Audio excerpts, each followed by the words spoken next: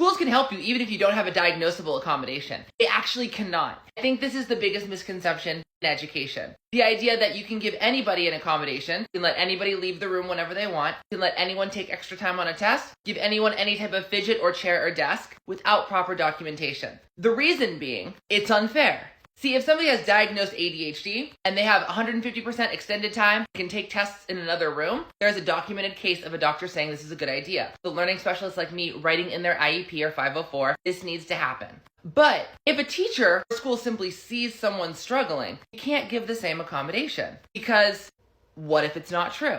What if it's wrong? Then you're just giving somebody an unfair advantage of any type of medical diagnosis.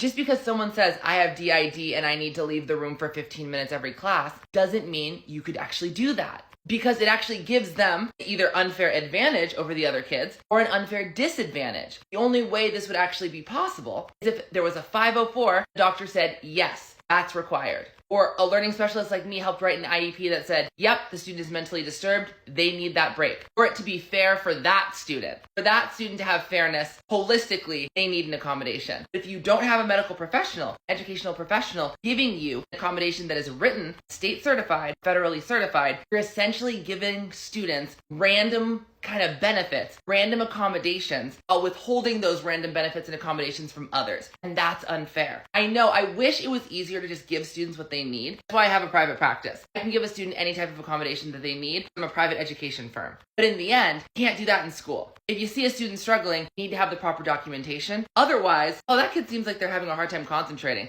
Let's put them in the front and give them extra time because it just looks like they need it. Oh, that's such an unfair advantage. You need a doctor's diagnostic kind of assessment. Do something like that. Same thing with DID, autism, dyslexia. Need the actual diagnosis, proper documentation written by somebody like me, move forward with accommodations and help. This helps.